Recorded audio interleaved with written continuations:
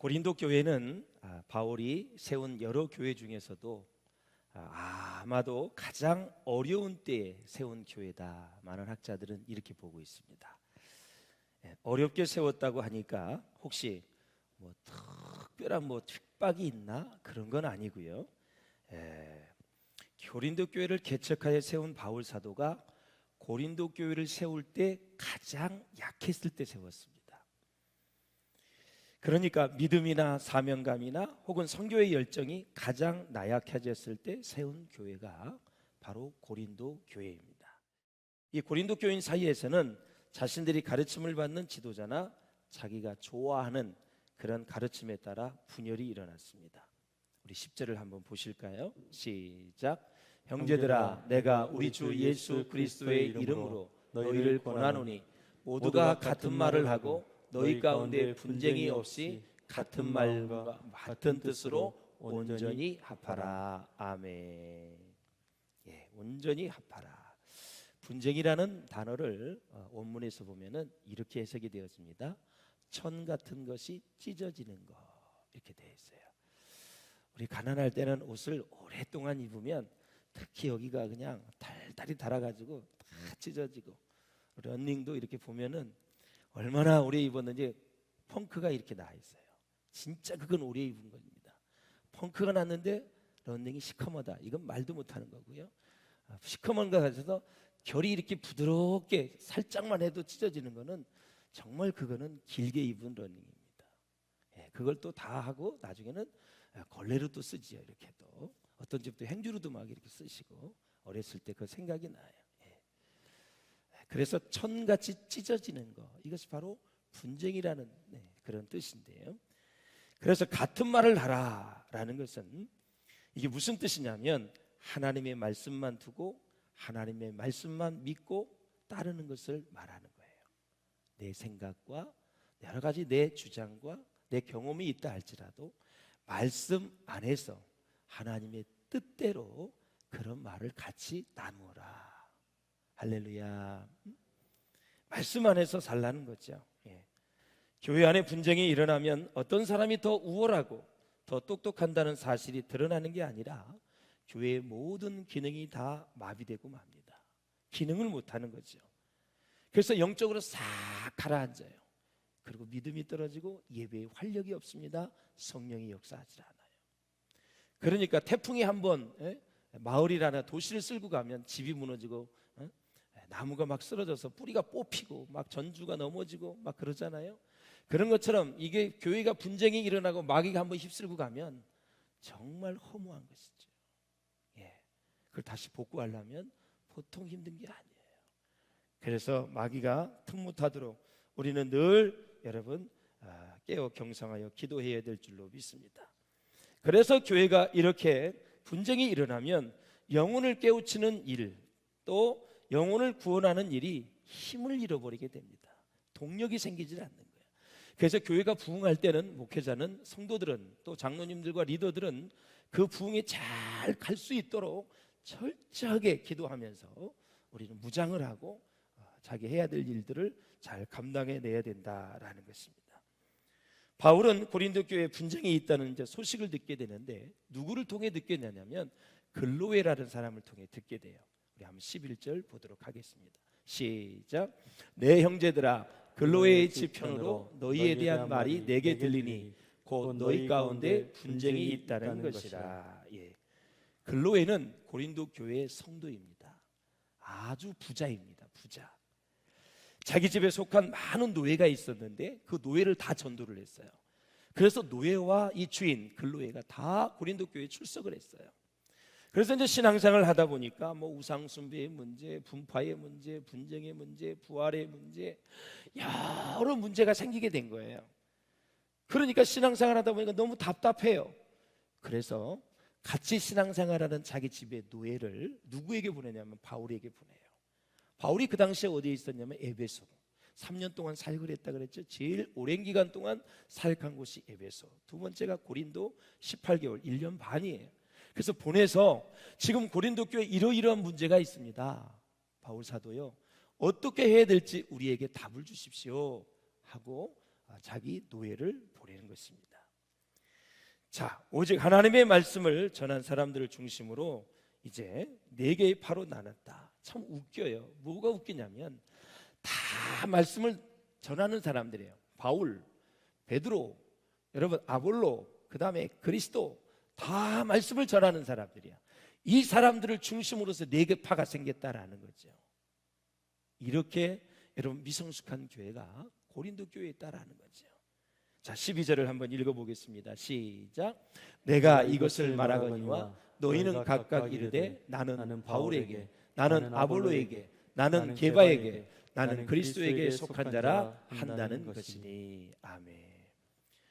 예수 그리스도를 중심으로 신앙생활을 했다면 아마 분파가 생기지 않았을 것입니다. 그런데 어디를 가나 좀 부족한 사람이 있습니다. 인격적으로, 실력으로, 모든 면에서 그 고린도 교회도 중생하지 못한, 물과 성령으로 거듭나지 못한 사람들이 있습니다. 이 사람들을 주축으로 사람을 따르다 보니까 심각한 분쟁에 이르는 것입니다. 교회는 무슨 분쟁이 딱 일어나면 신앙의 기초가 없는 사람들이 자기 주장을 이야기하기 시작합니다. 그러면 나중에는 신앙이 있는 사람도 아이고 저 소리가 맞나 하면서 길을 쫑긋합니다. 그런데 기초가 있고 말씀이 있고 신앙생활에 연륜이 있고 경륜이 있고 그리고 선과 악과 옳고 그름을 잘 분별할 줄 아는 사람들은 딱 분별합니다. 아, 이건 뭐다, 이건 뭐다. 딱 중심을 잡고 있죠. 그건 아닙니다. 그건 아니죠, 집사님. 딱 중심을 잡는 거죠. 이 편이 됐다, 저 편이 있다. 이 사람을 따랐다, 저 사람을 따랐다. 진리의 말씀에 딱 서 있는 거죠. 자, 이 고린도 교회는 소속에 관한 문제가 언급이 되고 있습니다. 사랑하는 여러분, 작은 문제든 큰 문제든 개인적이든 교회적이든 분쟁의 요인이 있다면 그 이유가 뭐냐? 바로 전적으로 살아계신 그리스도 예수, 그분께 헌신하고 있지 못하기 때문에 항상 생기는 것입니다. 자, 그러면 우리는 어떻게 해야 되느냐? 예수 그리스도만 사랑하면 됩니다. 단순하지요. 남편도 그렇고 아내도 예수 그리스도만 사랑하면 부부는 하나가 될 수밖에 없습니다.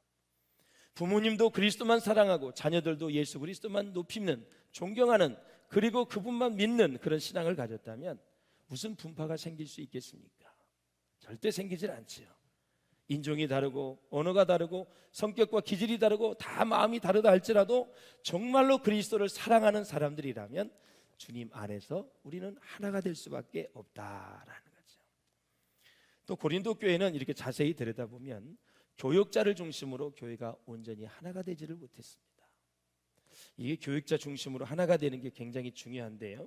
왜냐하면 바울, 게바, 베드로, 아볼로, 그리스도 이 4개 파로 나누어졌기 때문에 하나가 될 수가 없죠. 다 말씀을 전하는 위대한 종들인데 한 분은 하나님 아닙니까? 예수님은 하나님이신데, 그러니까 이 사람을 지지하는 사람이 있고 또 저 사람을 따르는 사람이 있고 또 참으로 자기 성향에 따라서 이게 다 갈라지게 돼 있죠. 바울이 활동하고 있던 시대에 이제 고린도의 이 도시에 보면은 철학의 교부가 굉장히 많이 있습니다. 중요한 학파만 헤아려도 무려 50개가 넘는 학파가 그때 있었다 그럽니다.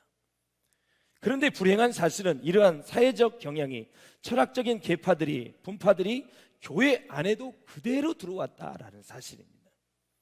그래서 신자들이 신앙을 갖게 되었을 때 자기들이 좋아하는 지도자를 중심으로 해서 고린도 교회 안에서 파벌이 그렇게 형성이 된 것입니다. 자, 먼저 바울파가 있습니다. 바울이 승인하지도 않는 바울파가 당시에 그 교회에 존재했습니다. 아마 많은 학자들은 이렇게 얘기합니다. 바울의 비전이라든가 그 다음에 리더십을 좋아해서 아마 추종했던 세력이다. 뿐만 아니라 바울이 고린도에 와서 1년 반 동안 개척을 하고 전도할 때에 내가 그때 바울이 전도할 때 예수 믿었다. 그래서 나는 바울파다. 내가 이 교회 등록 신자 최고 빠르다. 너희들은 새카만 나의 후배다. 내가 선배고 내가 이 교회의 뿌리다. 이런 것이 당시에 문제가 되었다라는 사실이에요. 바울은 지금 떠났지만 이 교회를 개척한 그분이 나를 전도한 거야. 그래서 나는 이 교회의 뿌리고 나는 원조야 하면서 바울에게 전도를 받고 세례를 받았던 사람들이 뭉쳐서 만든 파가 바울파였다라는 거죠. 마태복음 19장 30절에 보면은 그러나 먼저 된 자로서 나중되고 나중된 자로서 먼저 될 자가 많으니라. 여러분, 먼저 된 자가 계속 먼저 될 수 있기를 주의 이름으로 축원합니다. 할렐루야. 그렇지 않은 사람이 있기 때문에 예수님이 이 말씀을 하신 거잖아요. 먼저 등록을 해서 나중 되면 안 되죠. 등록도 먼저 하시고 믿음도 좋으시고 그리고 순종도 잘 하시고 많은 사람에게 본이 되어져서 계속 먼저 앞서갈 수 있기를 주님의 이름으로 축원합니다. 앞서간다는 것은 1등을 한다는 것이 아니라 겸손하게 교회에서 주를 잘 섬기는 것을 얘기하는 거죠. 할렐루야. 오래 믿었다는 것 자체가 벼슬은 아니지요. 믿음으로 잘 섬겨야 됩니다. 며칠을 믿어도 똑똑히 믿고 바로 믿고 교회를 겸손하게 잘 섬겨야 되는 것입니다. 내가 또 누구보다도 성경 공부 더 많이 했고 성경도 더 많이 쓰고 지금 우리 교회가 찬송가 필사도 하고 있습니다만 뭐 이런 거를 막 자랑하면서 본이 되면 얼마나 좋겠어요. 근데 본이 안 되는 데가 문제가 있겠죠. 그래서 내가 먼저 믿었다. 그래서 고린도 교회에 내가 뿌리다 원조다. 이렇기 때문에 교회가 하나가 되지 못하게 만든 파가 바로 바울파였다. 그 다음에 이제 아볼로파가 있습니다. 당시에 고린도 교회 담임 목사님이 아볼로였습니다.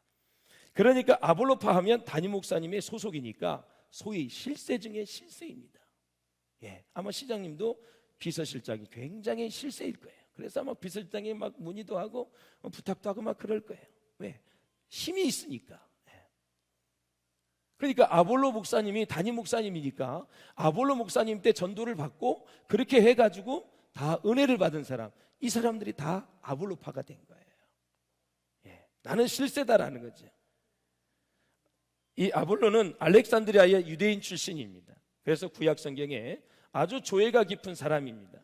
그런데 이 아볼로 목사님이 복음의 예수 그리스도에 대해서는 아주 문외한이었습니다.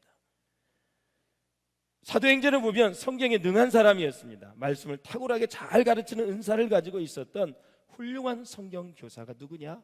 바로 아볼로였습니다. 그래서 아볼로가 가르치는 이 성경 공부에 매료된 사람들이 또 하나의 그룹을 만들어 형성한 것이 바로 아볼로파였다. 사도행전 18장 24절에 가보면 아볼로는 언변이 좋고 성경에 능통한 자라고 얘기했습니다. 그러나 예수에 대해 가르치긴 하지만 세례 요한의 세례만 알뜰입니다. 잘 몰랐어요. 그래서 바울이 브리스길라와 아굴라를 여러분 훈련했잖아요. 그래서 이 브리스길라 아굴라가 아볼로에게 예수가 누구이고 예수가 우리의 죄를 위해 죽었고 3일 만에 부활하셨고 승천하셨고 다시 오실 주님 메시아다, 이것을 가르쳤어요. 그 이후에 아볼로가 구약의 성경에 능통하잖아요. 예수의 말씀도 이제 배웠고 경험을 했고 체험을 했잖아요. 그러니까 그때 말씀을 전하니까 성경에 뭐라 그러냐면 은혜로 말미암아 믿는 자들에게 많은 유익을 주니 예수는 그리스도라 증언하여 공중 앞에서 힘있게 유대인의 말을 이기미르라 그랬습니다. 그렇게 똑똑한 유대인들을 다 잡았다는 거죠. 예수 그리스도의 십자가의 복음을 가지고.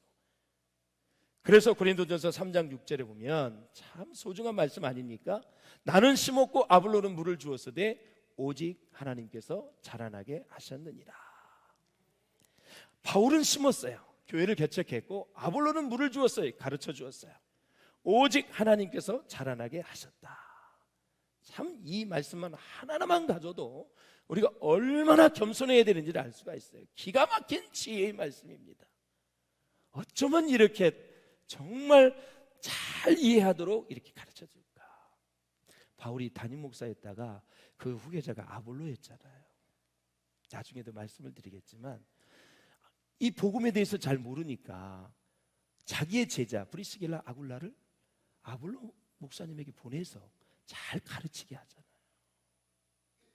그래서 그 교회가 잘 되게 하잖아요. 이게 바로 전임자가 해야 될 일입니다. 무조건 교회를 잘 되게 해야 됩니다.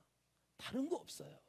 그러면 내 자신을 내려놓게 되고 그리고 내가 욕심 부리지 말아야 될 것을 구별하게 되고 어떻게 해야 교회가 건강하게 세워질까? 그 고민만 하면 답이 나오게 되어 있습니다. 게바파가 있습니다.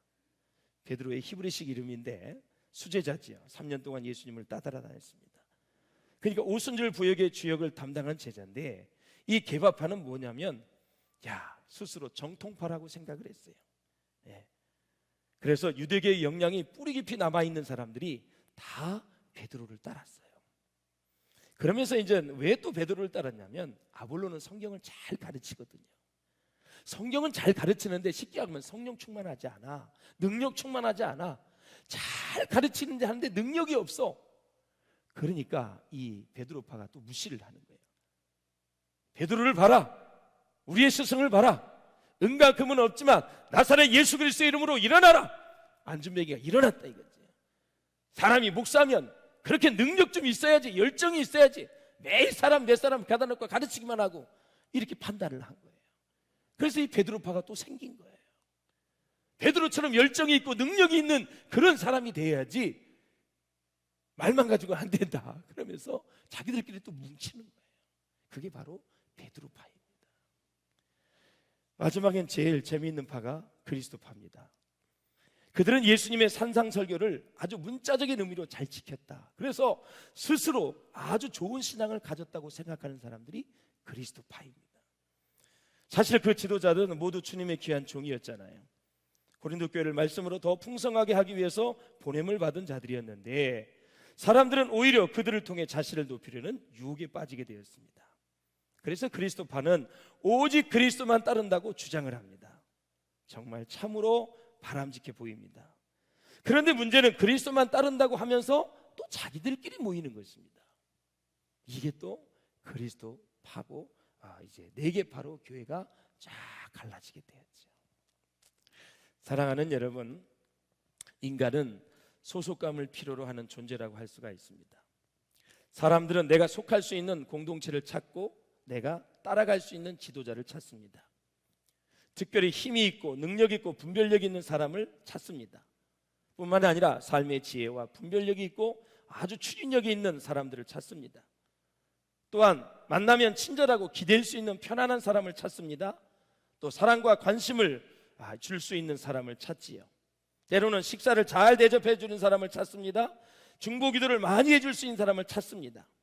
무엇인지는 모르지만 나에게 도움이 될 만한 사람을 찾는 게 인간의 본능입니다. 그리고 그 속에 들어가서 소속감을 가지고 교제하기를 원합니다. 소속 자체가 절대 나쁜 것은 아닙니다. 소속은 필요한 것입니다. 아주 긍정적인 것입니다. 그래서 우리 비전교회도 남전도회, 여전도회, 공동체, 순가 목장, 장로회, 권사회, 안수집사회, 주일학교 교사들 비롯해서 수많은 세가족 사역서부터 시작을 해서 소그룹이 많이 있습니다.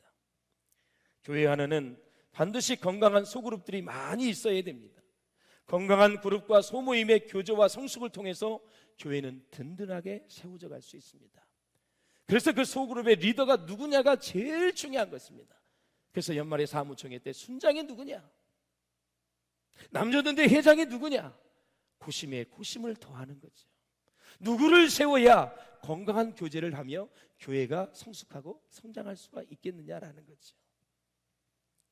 그런데 하라는 교제는 안 하고 함께 모여서 다른 사람을 비방하고 험담하고 헐뜯는 등 부정적인 영향을 감염시키면서 다른 사람을 공격한다면 그것은 더 이상 건강한 소그룹이 될 수 없다라는 거죠. 건강한 세포가 아닌 것입니다. 병든 세포입니다. 병든 모임과 교제는 결과가 뭔지 아세요? 상처, 아픔, 낭망, 믿음 떨어짐, 어둠, 실망, 이런 것들만 남습니다. 다 그것을 교육자가 나중에 또 다 책임을 져야 하는 것입니다. 사랑하는 여러분, 히랍 사람들은 문화적으로 역사적으로 보면 파벌을 좋아합니다. 그런 철학파가 많이 있던 것처럼 파벌을 좋아해요. 우리나라는 어떻습니까? 조선시대 숭유옥불 정책을 했습니다. 유교를 장려하고 불교를 억압을 해서 다 절이 산으로 갔습니다. 그래서 이 유교의 영향, 노론, 소론, 남인과 북인, 그래서 파벌을 극복하기 위해서는 무엇보다도 사람의 지혜를 따라서는 아니 된다. 그래서 우리나라의 유교의 영향으로 사색 당쟁이 있었습니다. 참 팔을 나누는 걸 좋아하는 것입니다. 이게 우리나라에 제대로 내려오는 것입니다. 우리 크리스찬들은 이것을 어떻게 극복을 하느냐, 이게 참 중요한 숙제입니다. 비난과 분쟁은 사단의 속성이지만 화평과 연합은 하나님의 속성입니다. 정치를 하시는 정치인들도 좋은 대안을 가지고 계속 경쟁을 하십시오. 그러나 너무너무 저질스럽게 막 인신공격을 하고 이러시면 안 됩니다. 수준 높게 해야 됩니다. 그래야 백성들이 상처를 받지 않습니다. 말 한마디 한마디가 백성들에게 계속 상처를 주는 것입니다. 예. 언제나 품위 있게 그래요. 잘 말을 잘해서 백성들을 하여금 설득을 잘하고, 그래서 올바른 길로 잘 갈 수 있도록 인도할 수 있는 그러한 수준 높은 한국 정치가 될 수 있기를 주의 이름으로 축원을 드립니다. 그래서 말씀 안에서 같은 말, 같은 마음, 같은 뜻으로 온전히 연합을 할 때 세상이 감당하지 못할 놀라운 믿음의 역사를 이루어낼 수 있다라는 것입니다. 그렇다면 건강한 교회의 척도는 무엇일까요? 저는 그것이 바로 주님의 사랑과 주님의 용서함으로 모든 성도들이 사랑으로 하나 되어지는 것이 저는 참 건강한 공동체다, 이렇게 생각이 되어집니다. 서로 보기만 해도 은혜가 되어지고, 서로 챙겨주고 위로해주고 격려해주면서 믿음 안에서 함께 힘겨운 인생길을 같이 걸어가는 사람들, 혼자가 아니라 위드 코로나 그런 것처럼 함께 갈 수 있는 사람들, 함께 미래를 향해서 갈 수 있는 사람들, 그런 사람들이 많은 교회가 바로 건강한 교회다라는 것입니다. 우리는 다른 교우들, 다른 성도들을 얼마나 사랑하고 그들을 용납하고 용서하고 있습니까? 날마다 우리는 스스로 내 개인을 점검해 보면서 더욱더 주님을 가까이 하고 주님의 인도하심에 내 인생을 맡길 수 있기를 주님의 이름으로 축원을 드립니다. 그러므로 사랑하는 여러분, 우리는 어떤 사람에게도 속하지 않고 오직 예수 그리스도께 속한 존재임을 늘 기억할 수 있기를 주의 이름으로 축원을 드립니다. 할렐루야. 결국 제가 여러분을 만난 것도, 여러분이 저를 만난 것도 다 주님 때문에 만난 것입니다.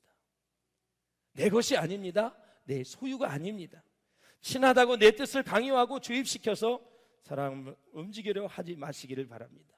언제나 주님의 말씀에 순종하고 주님의 제자의 길을 걸어갈 수 있도록 마음을 다해서 가르치고, 그리고 섬겨서 많은 사람들이 다 주님만 따라가는 은혜가 있기를 주의 이름으로 축원을 드립니다.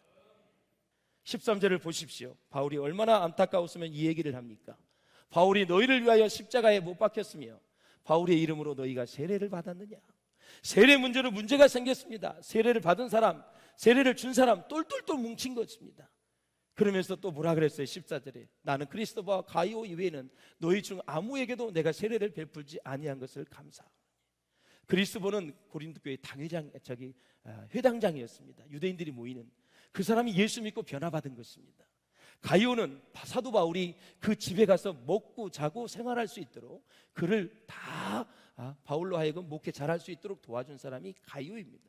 이 두 사람에게 내가 세례를 준 것 외에는 세례를 준 사람이 없다. 나는 당파를 만들지 않았다. 그러면서 이제 무슨 얘기를 합니까? 내가 세례를 주려고 주님 부르신 것이 아니라 복음을 전하여 수많은 사람들이 주님 앞에 돌아오기 위해서 내가 지금 사역을 하고 있다. 그렇게 사도 바울이 얘기하는 것입니다. 사랑하는 여러분, 그렇습니다. 말씀을 정리하기를 원합니다. 우리 한번 17절 한번 읽어보시죠. 17절 시작. 그리스도께서 나를 보내심은 세례를 베풀게 하려 하심이 아니요 오직 복음을 전하게 하려 하심이로다. 아멘. 그러므로 사랑하는 여러분, 바울처럼 사람이 아니라 하나님을 위해, 사람의 말이 아니라 성령님의 지혜로 주님의 일을 하기 위해 기도해야 될 줄로 믿습니다. 아주 이 원칙을 잘 지키셔야 됩니다. 그래서 사랑하는 여러분, 어떤 일이 있어도 분열의 중심에 있어서는 아니 됩니다. 화목의 중심에 있기를 주의 이름으로 축원을 드립니다. 교회는 이 세상에서 장자 같은 역할을 감당하기 때문에 교회가 부흥하고요, 교회가 바른 역할을 잘 감당하면 하나님은 그 개인을 살려주시고 가정을 살려주시고 지역사회를 살려주시고 도시의 복을 주시고, 그리고 여러분 민족을 살려주시는 축복을 허락하시는 분이 하나님이십니다. 그래서 교회가 잘되게 하면 내 개인이 잘 되는데요, 그리스도인은 교회를 통해 이 세상에서의 천국의 모든 축복과 은사를 받게 되어 있습니다. 교회를 잘 되게 해야 하나님이 기뻐하십니다. 예. 교회를 잘 되게 하면 모든 게 다 잘 되게 되어 있어요. 예. 그래서 마지막 정리를 합니다. 심는 이는 바울이고 물주는 이는 아볼로입니다. 잘하게 하신 분은 하나님이십니다. 역할이 달라요. 자기 분야에 최선을 다하고 다 합력하여 선을 이루어서 하나님만 영광을 받으시는 그런 은혜가 있으시기를 주의 이름으로 축원을 드립니다. 이제 분열과 분쟁을 넘어 화목과 연합을 통해서 하나님이 기뻐하시는 공동체, 하나님이 좋아하시는 교회를 만들어서 하나님께 영광을 돌리는 우리 모든 성도들이 될 수 있기를 주의 이름으로 축복합니다.